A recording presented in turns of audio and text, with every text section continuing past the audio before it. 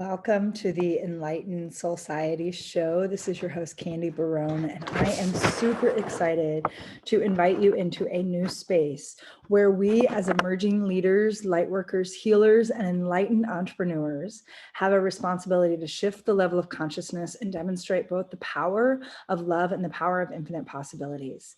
When we come together, we are able to access greater knowledge, richer experiences, and deeper paths for healing, both in our personal lives and in business.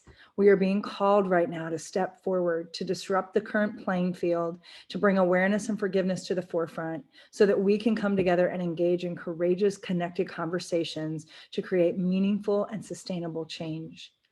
I am so excited as this is our first episode and I get to introduce to you this brand new space called the Enlightened SOULciety show. This is a synergistic space that has been created to invite purposeful ways to connect into our soul being that source of unlimited light. As we explore and invite more soul food and more soul play into our experiences, we can collectively begin to raise the frequency and vibration of love in our work, in our community, and in our lives. So today I want to open up the first episode with a question that was posed to me from a very dear friend of mine. We were in a conversation and she had shared with me a question that she poses with her students when she's teaching. And the question I want you to think about right now is, who am I being when I think I'm being me? Let that just settle in for a moment. Who are you being when you think you're being you? Oftentimes when we're asked, who are you? We respond with things such as, I am a woman, I am 5'2", I am almost 48 years old, I am an engineer, I am a grad student, I am a coach, I am a teacher, I am a mom, I am a sister, I am a daughter. We use frames or identities that are based on labels, based on personas, based on roles and responsibilities that we've taken on in ways that we express our gifts and in ways that we show up in the world. However, if you've taken time and you've read the book, The Untethered Soul, I love the way that Michael Singer talks about this, that we have this constant voice that's going on inside of our mind. In fact, we have this constant chatter. We have this space that's always talking at us, yet we also have this entity or this space that's the witness to all of that that's going on. So for example, he asks, when he says to somebody, you know, who are you? The question they'll say is, oh, I'm this person, right? I'm 48 years old. I'm a woman. I'm 5'2". I'm these things.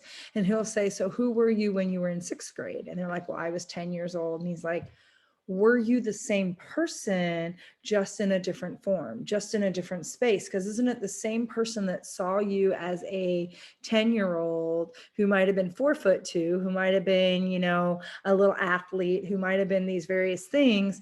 Isn't that the same person that's now witnessing and seeing you as an adult who is also these people? And so when you think about who are you on a deeper level, when you take and strip away those identities, those labels, those roles and responsibilities of how you and others have placed shoulds all over yourself to dictate who you are supposed to be. And so it's interesting because I was just saying this morning on one of my group calls that, you know, I could ask everyone in my group, who am I? And each one of them would describe me differently based on their own filters, their own experiences, and the own truths that they've come to know that have become sort of their way of experiencing things around them. And yet there's still a part of me that has nothing to do, in fact, most of me has nothing to do with those perceptions of how others think I am and how I get to show up in this world. And so I say that because when you ask that question, who are you being when you think you're being you?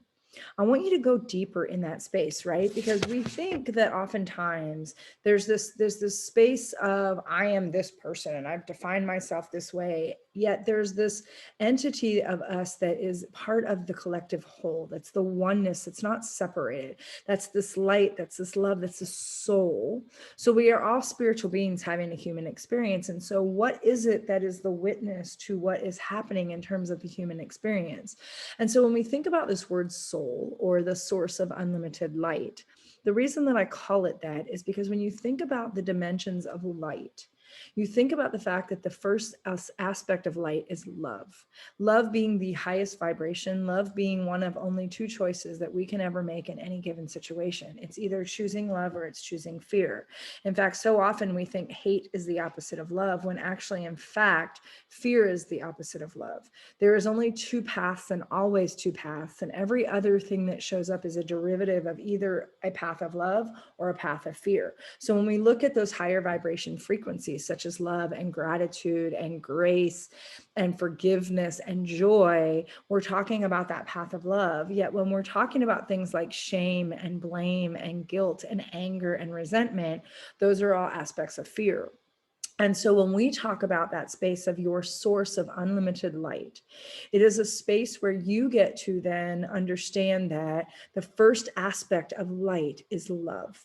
It's choosing love first. It's knowing that you are love in all that you do, be, that there is no separation, that you are love simply because that's what you came from. The second piece of that is the inspiration or inspired, which means to be in spirit. That is a space where you actually get to tap into what calls through your soul, through your spirit, through that space of unlimited light, that is the contract or the dharma or the purpose that was set forth for you to have unique gifts in the human experience that you get to share with others. And so when you think about that space of inspiration, it's really being able to bring yourself to a place where your soul purpose becomes your soul purpose. And so we can then dictate and create a path that allows us to hear the whisper.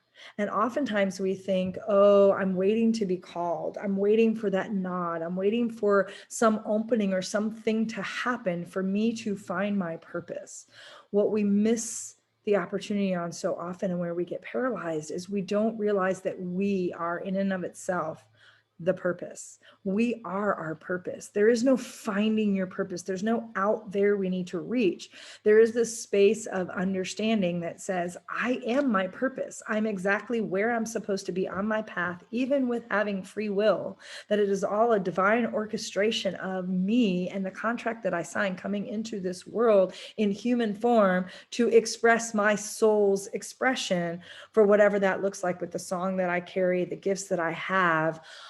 It is that space of understanding that we don't need to wait to be called. We already have been called, and often cases we're not listening. And the listening becomes the place where we get still. The listening is the place where we start really tuning into our intuition and our inner guidance. It's that whisper. It's that knowing that shows up in those moments that says, oh, I need to read that book right now. Or, oh, you know what? I should really take that path today. Or, oh, that is us being inspired. That is us being in spirit and being directed by our own internal compass, our due north, that says this is how the expression of your soul can come to fruition. This is how you get to express the song that you are carrying that makes you unique when we're not separate. But it's the unique expression of how you get to use your gifts in this time, being called into the earth in this particular moment. And so there's no accident in that, but that space of being able to hear that whisper, to hear that calling of inspiration, is our opportunity.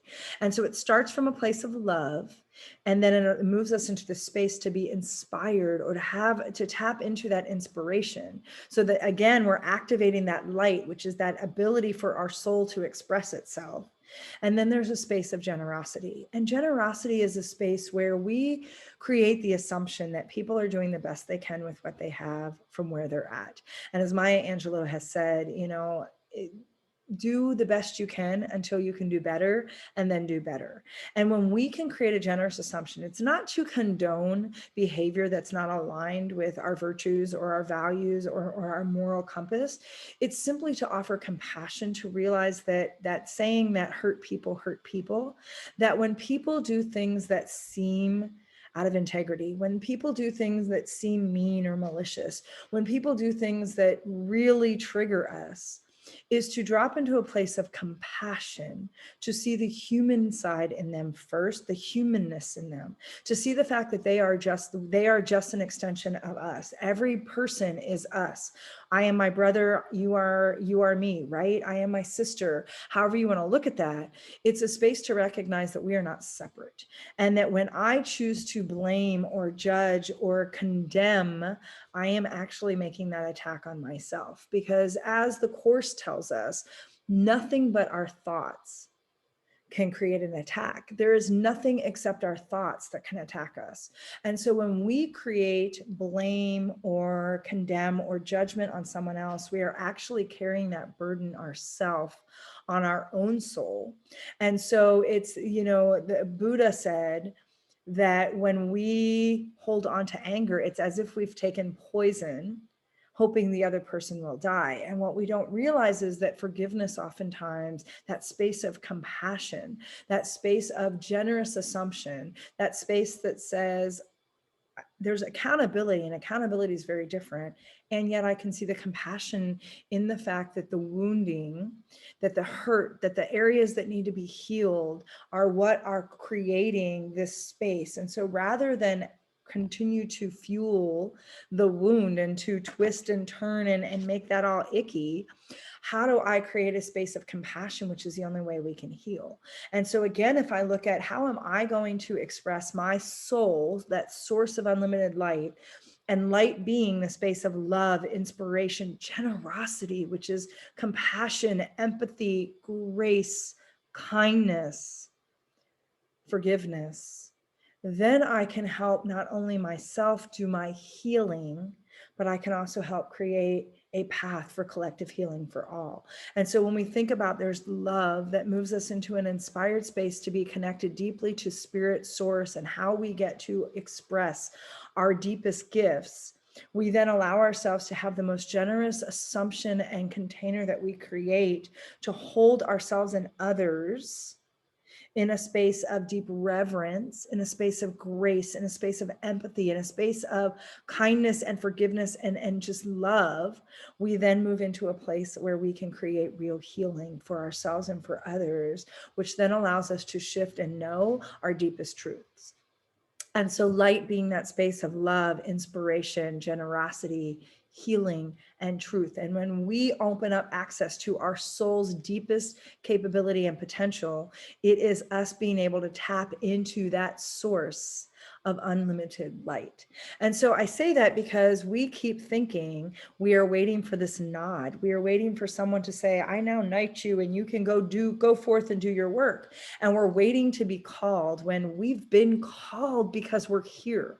We've been called and we're not listening to the signs and the whispers that are showing us to nudge us forward. We don't realize that God is not waiting to call the qualified. God is waiting to qualify the called. And so you have been called to step into this space that we get so caught up in. How am I going to make this happen? I got to make this happen. I got to get out there and I got to get some stuff done. How am I going to make that happen? When the question really, the how we need to be asking is how may I serve? How may I use my gifts for the betterment of humanity? How may I help to shift the level of consciousness? And some of that is just in my own ability to choose a different frame for how I see myself and others.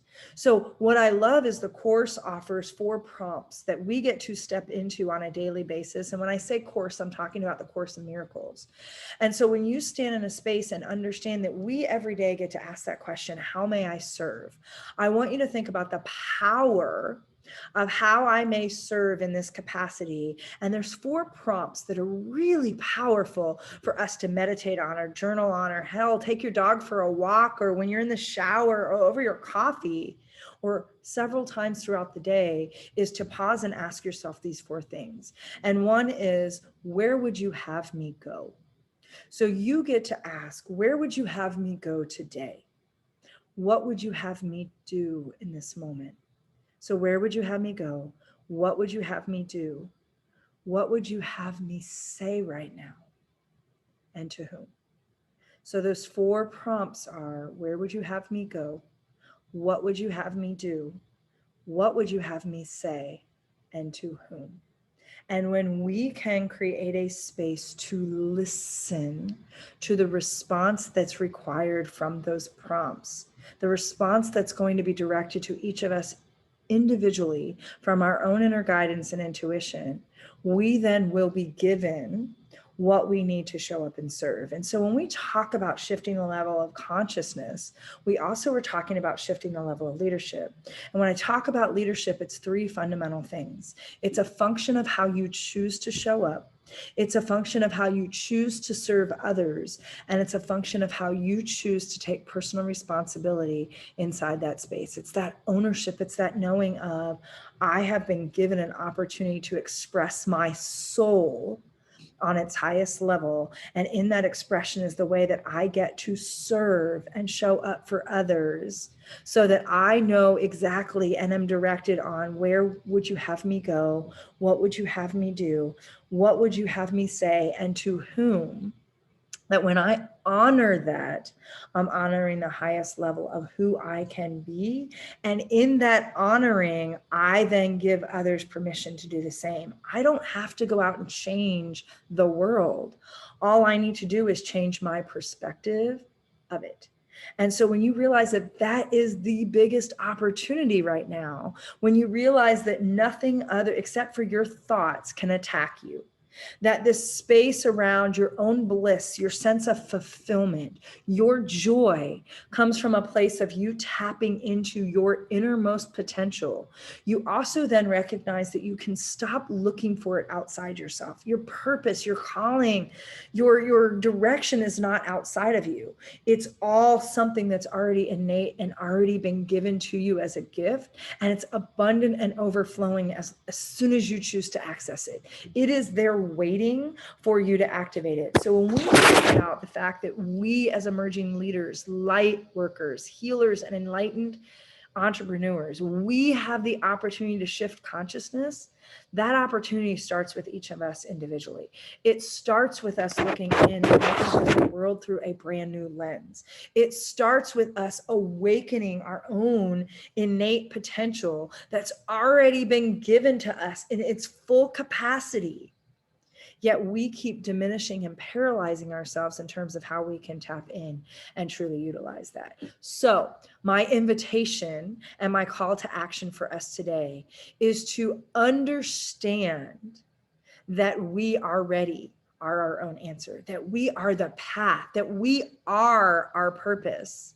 And that when we allow ourselves to answer those 4 questions, or to ask those 4 questions, where would you have me go? What would you have me do? What would you have me say? And to whom? We can start to define, who am I being when I think I'm being me? Who am I choosing to be right now? So with that, this is our soul journey together. This is our source of unlimited light, of love, inspiration, generosity, healing, and truth.